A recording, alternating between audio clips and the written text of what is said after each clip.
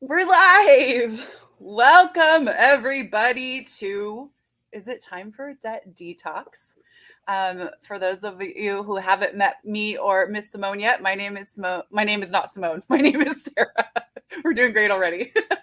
And I'm joined by my friend Simone Milasas, who has an array of talents and capacities and brilliance. And but what we're going to talk about today is this little ditty, Getting Out of Debt Joyfully by Simone Milasas. Thank you, Simone, for this possibility to get to interview you about this today.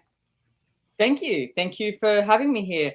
I love the way you say it's like filled with capacities. And just prior here, like my camera's not working, my audio, my tech, and I'm like, I don't know what to do. So we're just going with this. Not those But capacities necessarily. I have a capacity to ask for help. And after I finish this, that is what I'm going to do is I'm going to ask somebody for help. You know, I just realized recently that one of the things that kept me from traveling, like when I really, really wanted to travel, was a fear of asking for help, actually. So, um, Wow. yeah, like I was like, well, what if I don't know like where to get a cab? They're like, just ask someone, And I'm like, yeah, but Yeah. I would have to be willing to be vulnerable enough to admit I didn't know something. You know, I was on a plane one day with a friend of mine, and I'm not a weak female, whatever. And I was on a plane with him, and I went to get my bag up from up the top, and he looked at me and he said, Simone, he said, do you realize if you ask me, he said, I will move mountains for you. And I remember that was such a vulnerable time in my life because I could just get my bag out and I could just be like, yeah, okay, cool, thanks. And I could dismiss it and I could reject it. Or I could actually be this vulnerable, it's not weak, it's not any of those things, and just say, hey, could you help me get my bag out? And I noticed it's not just getting a bag out, it's like actually, asking for help is this level of vulnerability where you allow so many more possibilities to come in. There's an excerpt from one of my favorite books, and it's a 30-minute thing on Netflix, animation thing on Netflix. The boy, the mole, the fox, the horse, right? And there's this excerpt in it, and the boy says to the horse, "What is the bravest thing you've ever done?" And he says, ask for help. Help is not a weakness. Help is like a strength, and it's like a moving forward. So interesting thing we're talking about debt, because how many people just want to go, no. And what if asking for help is the first step to something greater? So true, because it's one of the things that we are supposed to be shameful of, hide, and you wouldn't want to ask for help for that because you don't even want to admit that you're in the situation. Um, Hmm. I have my book, I have notes, I have tabs, I have all sorts of stuff. So, um, the first thing I would love to have you talk about is in the book you say debt is just a choice. And Yeah. so can we start there? Because are you sure debt's not like the worst thing you could like ever do? It's bad, it's wrong, you should run if you have debt. Like, are you sure it's just a choice?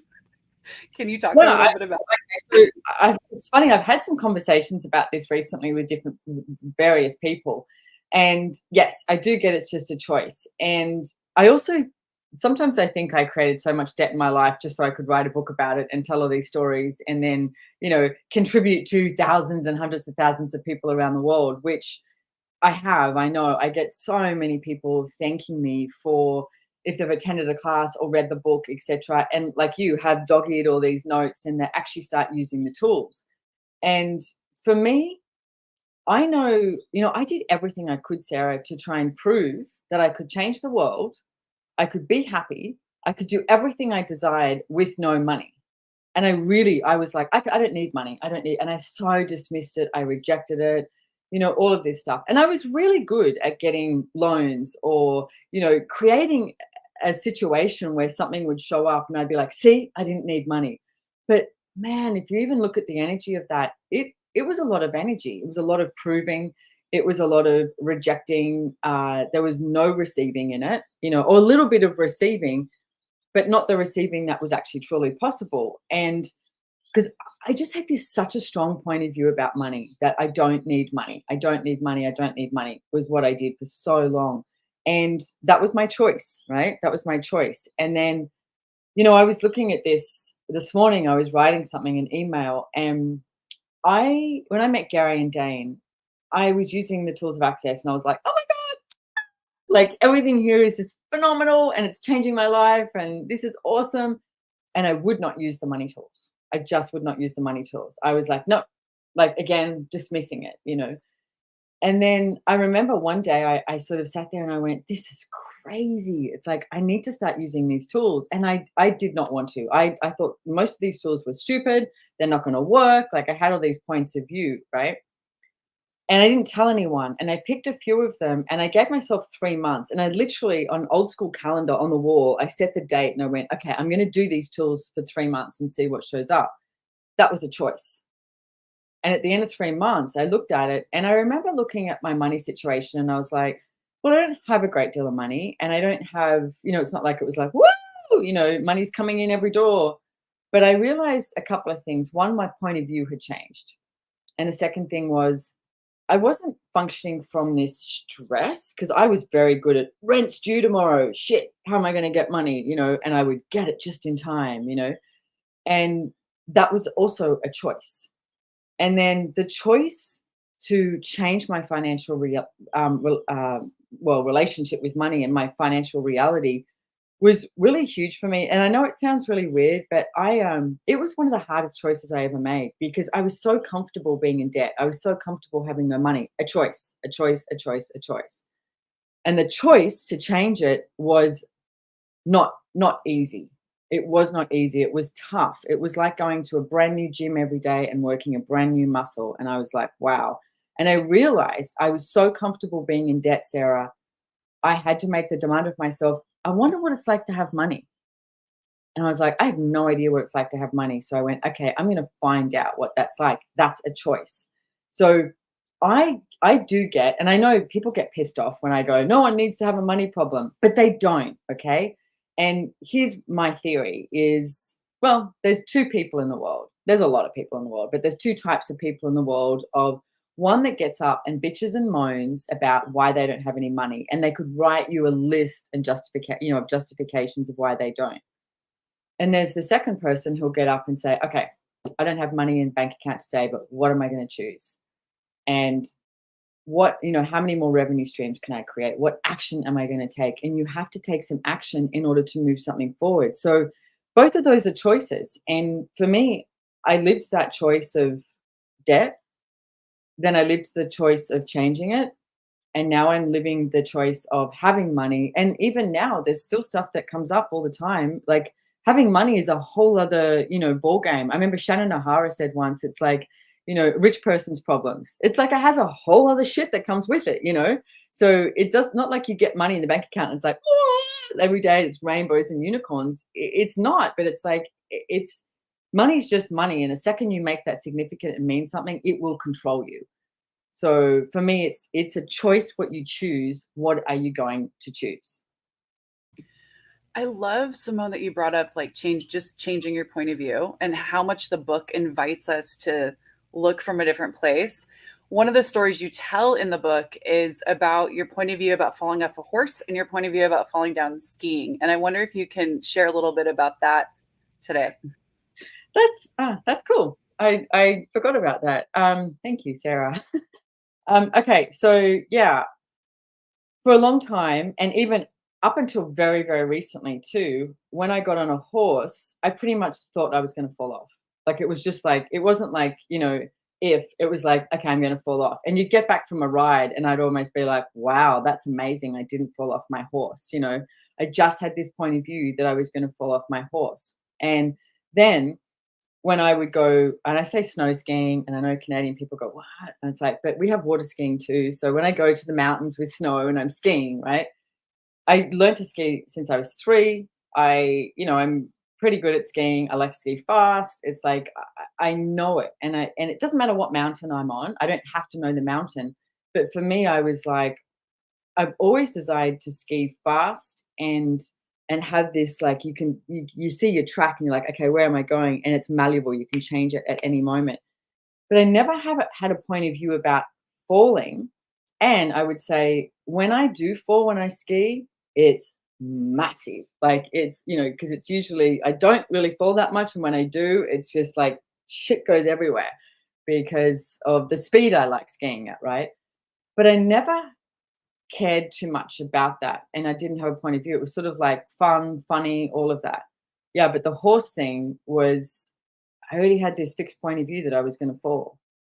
And for me, it was I could control myself, my body, and I had the mountain, right? And the skis. And the horse, I was like, that's a whole other ball game. I'm like dealing with this big, heavy ass animal that, if it wants, it can do its own shit and I can't control it. And so for me, a really big aspect of that came about was control. And I'm going to say learning to be more in communion with my horse and get that my horse actually has my back. My horse what desires to look after me a lot. And only I'm going to say recently is when I started riding, I would ride and I was like, my horse's name is Pluma, which means feather in Spanish. And I'd ride no matter who was around me, what was going on, etc. I'm like, okay, Pluma, it's you and me. It's you and me. It's you and me. And I would literally say it out loud and I would like give her a little pat and be like, hey, it's you and me. And then I actually took that tool and used that with my body as well. I was like, hey, it's you and me. It's my body and me. It's you and me. And you could actually take that tool with money as well because we try and have these relationships, Sarah, that whether it's, marriage, partners, family, and all that sort of stuff. But essentially, what it comes down to, it's you. It's you and your body and your choices. So it's you, your body, your business, your finances. That's yours. And I would so love that people start, like, we use the word inner strength. That's been thrown around for years. Recently, there's been some stuff that's shown up for me that I had to go, oof, okay, where is that inner strength sort of thing? And unveil something in myself that went, yeah, man, I am so friggin' strong and I am not ashamed of anything and I'm here and I'm not moving and I'm moving forward, but I'm not changing anything that I'm choosing for anyone, which also includes your money and also includes your finances. Like it's your choice. What if you chose to have so much friggin' money that everybody around you judged you? It's a choice. And I loved what you talked about in that part of the book about how there's also people who would be terrified to ski, which I've never snow skied in my life. And water ski, yes. But we'll get on a horse and have no point of view, and how it's just your point of view that creates your reality with said thing. And how many points of view do we get to look at, like in this book, in the class coming up too, that are limiting us from creating the money and the financial freedom that we'd like to have? Yeah. So shout out to the book. You can get yours too. So I'm going to jump to another question that I have. Hey, look at the picture of me on the back. I know. How much have I changed? It's like, I look at that and I'm like, wow. I was staring at it today too. I'm like, wow, she's like, you are so different. Yeah. So another place, this might be Sarah getting her own personal facilitation on a live in front of everybody, but Asking for a friend. No. asking for a friend, Simone. The in here you talk about avoiding and how easy it is to kind of go into the avoidance of your money stuff. And you talked at the top of the live of how that was kind of how you were creating too. And the note I took down was like the danger of avoiding and how that like cuts off your awareness of your choice. So if you're like blocking it out, and you talk about how you did it with relationship, like I will not, I don't want to have kids. I'm not going to get married. I don't want any of that. So you like block that out. So I'm wondering if we can kind of explore there a little bit. Like, what is the danger of avoiding your money stuff? Well, I mean, again, it's like, let's mention the C word. It's just a choice. And it's like, but I would ask, it's like, what are you avoiding your finances for? Well, if Let's I just ask use you as an friend, example, Sarah. let me ask my friend 1 second. Well, I think it's that like thing with our greatness, like the life that you say you want, but you don't know what you would have to lose or let go of in order to have, and like all of the unknowns of where. And you said it so brilliantly a couple times here already. Is like I know what it's like to have debt and be Yeah. uncomfortable around money. I know that one I've got down. So what is the beyond of that? So, okay, so let's sort of cut it to the short version as well, because let's address that. It's like, how, if you're listening to this and Sarah and her friend, it's like, how comfortable are you where you're at? And I think people like that, like they like that comfort zone. But what if you could find comfort in something else, not in the limitations that you've chosen? Yeah. So it's for me, and I tell this story. I think I tell it in this book. It might be in the Joy Business book, that I was looking. I was in Los Angeles, and I was driving around with a friend of mine, and she was looking for an apartment. And we went to all these different areas of LA, and LA is huge. And I realized that, like, to cut the story short, there was one area where I was like, it felt like poverty stricken. And I was sort of like, oh, have we locked the doors? Like, are we okay? And then we went to this other area, which was sort of more, I guess, middle class, and probably where the area I could have grown up in. And I was like, oh, I was relaxed. And then we went to Belair, and I remember driving into Belair, and I literally whispered, and I went, "Oh, we have to be in here," because you go through those big gates when you go into Belair, and I went, "Wow!" I was so uncomfortable with this extreme wealth, and I was so uncomfortable with poverty, and I was relaxed here.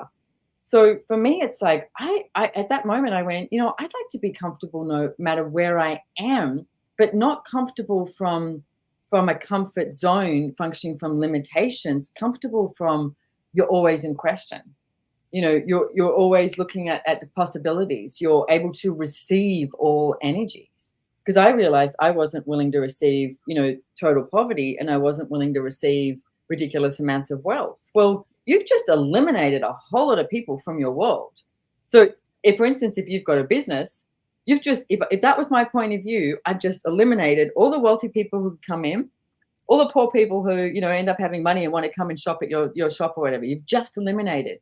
So you are literally avoiding and refusing to receive. So right now, it's like everywhere that you have a judgment, a limitation, a comfort zone in place that creates you refusing and avoiding to receive what you could be receiving, will you destroy and uncreate it times a godzillion. Right and wrong, good and bad, POC and POD, all names, shorts, boys, perverts, and beyonds. And down below, you can see theclearingstatement.com, where myself and Dr. Dane here talk about it. It's like, but basically use that clearing statement. And if you can't remember it, just say POC and POD, okay? Because you have points of view about money that are not yours. And that's the thing that I knew. That was one of the tools that I used. That was one of the first tools I used. I knew I had to get clear on this, because I realized I would, I don't know, see a car drive past. It's a Lamborghini or something. And I'd go, oh my God, that's an expensive car. That's so flash. Or go into Belair and go, God, these houses are so expensive. Point of view isn't mine. So what I used to do is I would destroy and uncreate my point of view in regards to this, right? Poke and pot it. And then I would ask myself a question. Okay, if I was choosing my financial reality, what would my point of view be? And I was like, wow. And then you could see the house in a different way. It's like, do these have beautiful gardens, or smell the roses there? Or, it didn't have this sense it was not obtainable. But then you can also see the beauty in the poorer area. You get to receive the beauty of the world in a different way when you don't create a judgment based on finance, money, wealth. Yeah. I have a similar story. The first time I was in Rome, like for Maestro, I think it was. I don't even know, like, in my point of view, I don't even know how I got there. Like, obviously, there's a million little choices, but I ended up there. And Dane invites me to lunch, and there was a group of us. I don't think you weren't there that day. You didn't ask me. No. Sad for me. But Dane took, like, I kid you not, like 30 minutes picking out a wine, and they kept bringing wine from like a cellar down below the cellar. And he's swirling it and sniffing it and tasting it. And I know nothing about wine at this time. I'm like, and I still don't, but I don't have as much of a point of view about that. And so finally we have picked a wine from some other century, it seemed like, and they corked it, they start to pour it around the table, and I was so uncomfortable. And as they got around to me, I just put my hand over my glass, and Dane's like, why aren't you going to have any wine? And I was, because he just taken all this time to like be this gift for everybody. And my point of view, which he facilitated brilliantly right there at the table, was that it was a waste on me, and that he had taken all of this time, and that I would, if I consumed it, it would be wasteful. Oh, that chokes me still a little bit. Yeah. Um, and he just sat there and just invited that new choice for me. And I'm like, but what if I don't drink it? What if I don't like it? It'll be a waste. I'll be wasting. I'll be all this stuff. He's like, so what? I didn't buy it so that you'll like drink it, meaning like, pound it down. If you don't like it, don't drink it. And that right there was like a turning point for me to look at like all the places where I absolutely think I don't deserve for some reason. It's crazy. Wow. Yeah, and how many people listening to this live, like now or in the future, if you have the point of view that you don't deserve something. So here, I'm going to give you some home play, all of you guys, okay? I want you to walk into some shops that before you wouldn't have walked into. So maybe it's a jewelry shop, an expensive shoe shop, a Rolex shop, anything that you would walk past, and the shop that you wouldn't usually walk into. I want you to walk in, try something on. Just run your fingers over the clothes or something. It's like, look at the beautiful jewelry, etc. Try on a pair of shoes. Like, you don't have to buy it. But as you're doing it in your head, you can say it out loud if you want, but they might think you're a bit crazy. It's like in your head, it's just like pock and pot everywhere that you don't deserve it and everywhere that you've decided this is not possible. Yeah. Right, not good and bad, pock and pot, all nine shorts, boys, perverts, and beyonds. And that's one of the things they did. I remember going into this shop in Melbourne, and it's a Rolex shop.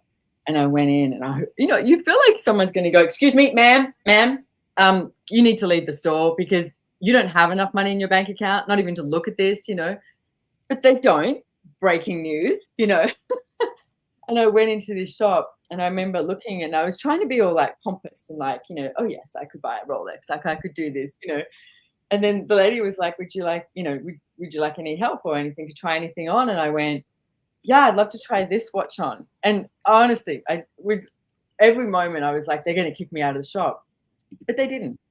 And I remember trying on the Rolex and looking down at my arm, and I was like, wow, this is what it would be like to have a Rolex on my arm. And it was a beautiful watch. Like it's so well made, and it's beautiful, and the way the diamonds were and everything. And I got to receive the beauty of it.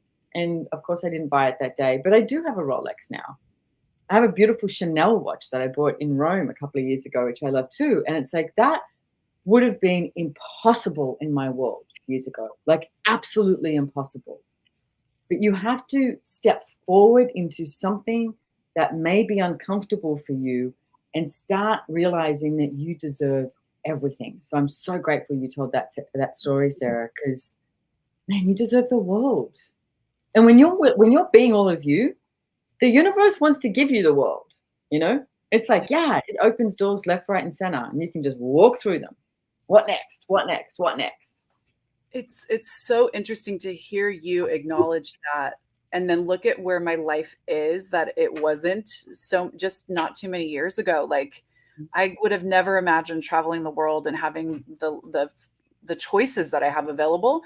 And it's funny to like be able to acknowledge that in some way, but then still have this, like, so it's so clear that it's not mine, I guess is what I'm saying, is because like all of this has changed, and like, why hold back the change or not make the different choice for Yeah. financial freedom, money, and debt. Yeah. And it's like, okay, so all of you listening, it's like, who are you making yourself like? Is it like, are you making yourself like your family, like your friends, etc.? I'm really grateful my father, who passed away about 11 years ago, but he was so encouraging to me. He was always like, Simone, you have to choose your life. He's like, I'm here for you, but it's your life. You need to choose it. And I remember at the time when he looked at me and he said, you do realize you've surpassed your brother, right? Like in business, you've surpassed all of us. And it was a moment where I was like, shit, am I in trouble? Like that sort of energy. And he said to me, you need to go find another accountant. I can't do your bookwork anymore because I don't know enough for you. You need to. And he was educating me and teaching me to reach into something different, to reach into something greater that more matched the energy of what I required to move even forward and even greater. And I'm so grateful for that, because he never tried to hold me back or anything. And unfortunately, a lot of people who have families, that if you do make more money than them, you make them feel uncomfortable. So how many of you are trying to make the same amount of money or less so that you can make others around you comfortable? And it's like, will you please give up that shit? and destroy and uncreate it. Times a godzillion. Or right and wrong, good and bad, pock and pot, all nine, shorts, boys, provids, and beyonds. This is your life. This is your finances. You know, you and the horse, you and your body, you and your money, you and your business, you and your choices. What are you going to choose? Stop choosing for others and start choosing for you. And you will show others that they can choose for them as you choose for you. So true. Hallelujah. Okay, I have this other part of the book that I really want to hit on, if that's okay. Sure. This is all fucking awesome. Okay, so it says money doesn't come to those who believe they lack. The truth is, you do not lack anything. If you are alive, you are not lacking. If you wake up in the morning, you have everything you need to create everything you desire. Needs and wants are about living in the lie that you lack. I don't even know if you want to say anything about it. Mic drop. You know, I haven't read my book I don't read my book a lot. So whenever anyone brings up something about it, it's actually really interesting to go, geez, that was really good. Yeah. And I said that. Really good. Well, I would love, I mean, there's so many things in here, guys. If you don't have this book, you have to get this book. And if you're like, Audible as well, so in my voice. Yeah. And if you are leaning into this live at all, just full disclosure, Simone has a is it 10 weeks? Oh my God. Starting on April 9th. How many weeks is it? How many? I don't know how many weeks, but it's 5 classes, but they're spread over a period of time, because the whole idea is I want to play with you guys and give you home play. And actually, I was thinking about this the other day. The home play that I'm going to give you, I'm actually going to redo it too, because I know I need to look at some of my finances. Like, for example, how much does it cost to run my life? So there'll be things like that we will look at, and you will get the time and the space to do that in between the calls, so that we can, and you'll be on a Telegram thread, so that we can all contribute to each other, etc. And yeah, do it at your pace. But yeah, it'd be fun to come play. Yeah, I just wanted to throw that in before I went to my next thing, and then I'll tell you guys again before we leave, because that's what a good interviewer does. Okay. So did you want to say anything more about that lack piece, about believing in lack? And because the part, I'm just going to tell you, like my brain exploded, the part where it says, if you're alive, you're not lacking. If you wake up in the morning, you guys, if you woke up today, you have everything you need to create everything you desire. Yeah. You know why? Because you have choice. But you do, you have choice. I mean, okay, here's one simple thing. I want you guys to have a look at this. So tap into the energy of money around the world. All the money around the world. I'm in Vegas right now. You're in Las Vegas right now. Okay. So there's a lot of friggin' money in Las Vegas. Okay, you go, girl. It's like all the money. And it's like, as I do this, I get so OCD about it, but I'm like, okay, so the American money, okay? Then you've got Canadian money. They've got beautiful looking money too. And then, Australians we have really beautiful money. It's like the 500 euro note. Hello, that's like 700 Australian dollars in one note. And it's this beautiful purple color, Tap into all the money around the world, okay? All the money. And I mean like all the money, all the gold, all the silver, all the platinum as well, everything. Now, notice the energy, and are you able to tap into that? Do you start, like, what shows up for you? Like, what shows up in your world with it? And then I'm going to ask you the question, is there a lack of money, or are there just people choosing a lack of money? B. Yeah, people choosing a lack of money. There's so much money in the world. Why don't you start choosing it? Even just wake up in the morning. What would it take for me to start choosing money today? You have to receive with it though, okay? And I'm even going to give you another small home play. The next time somebody says, hey, can I buy you lunch? Can I get you a cup of coffee? Can I do something for you? Can I get your bag out from, the top of a plane thing or whatever? Say yes and say thank you. That would be great. Thank you so much. Start receiving. You start receiving, money will start showing up. You also have a nighttime question that you talk about everywhere you uninvited money today. Oh, yes. Okay. So this was one of the tools I did for a really long time too. And I actually had it on a Post-it note and put it on my bathroom mirror. So when I'm brushing my teeth, because we ask for money to show up. Like you, even watching this live, reading the book, coming to class, etc., you'll start to ask for money to show up, and you're like, yeah, I'm asking for money, I'm asking for money. And then maybe you go to a restaurant and you go to order something and you're like, oh my God, that's so expensive, or I can't order that, it's too expensive. Or like Sarah, you go, I can't drink the wine, it's a waste on me, etc. So you literally just like refused money. You've just refused the possibilities. So at nighttime, what I used to do is I would just pock and pod everywhere that I have uninvited money today. You don't have to find it. You know, it's not about judging yourself. It's just about doing that. Pock and pod everywhere that you have uninvited money today, and allow those doors to open back up. Because like I said before, the universe is continuously opening doors for us and gifting us so much. And then we go, yes, yes, yes. And then we go, oh, hang on a second. I can't control that one. Can you just slow down a little bit? Can you come when I'm ready for you? Or, let me handle this first. No, just friggin' push those barriers down and all those limitations and just breathe in and let it come in. Be out of control. What would happen if you're out of control with money? What would happen if you're out of control with receiving? So pock and pot everywhere that you have uninvited money today. Brush your teeth and have a good slumber, create new slumber. And then wake up in the morning, I've got blood running through my veins. I'm alive. I don't need to function in lack. I've got a different choice. Mm-hmm. We have to clip that. I just want to play it every morning. Okay, the last thing I have for us is one of the questions in the book, and I'd love for you to just expand on it. What if you didn't need a reason to ask for money? Yeah, I mean, how many of you have decided you need a reason to ask for money? This has shown up for me in so many different ways in my life, right? But there's one example I can think of is my last like long-term relationship. In that for 8 years, then I was creating money, and I was creating money for us, right? Not just for me, for us.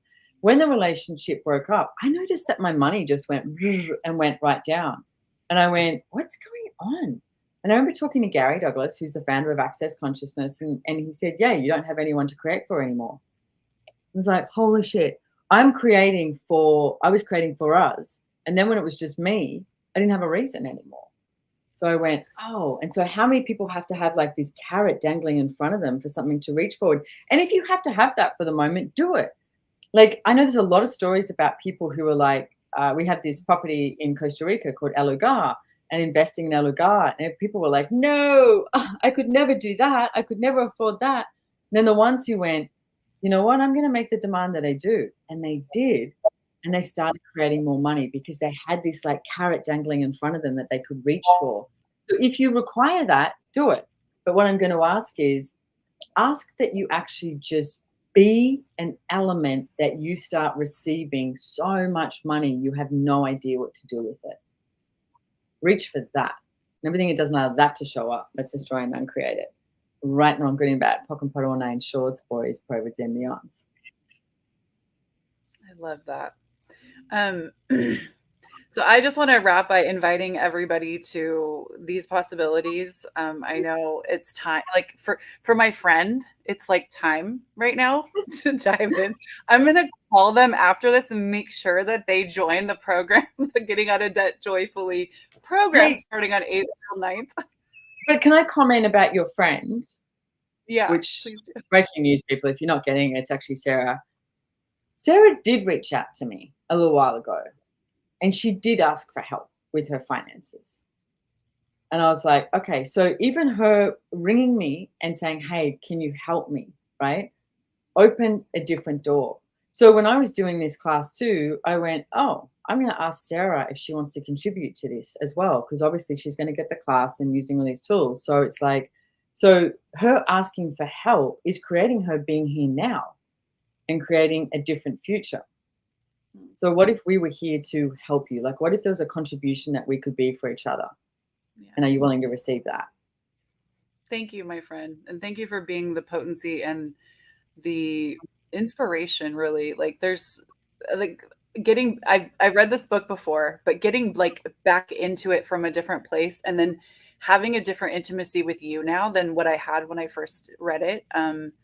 It just blossomed. And I know that like being on this class with you too, will then bring the the words on the page is even more alive in my world. And I'm just really grateful for you and your vulnerability and willingness to contribute to so many of us. Thank you. Thank you. It's fun. Like, how does it get any more funner than this? Yeah. I like that question too. All right. Well, thank you, everybody. We're excited. You can go to SimoneMilasas.com/GOODJ and join us April 8th, 9th and 10th.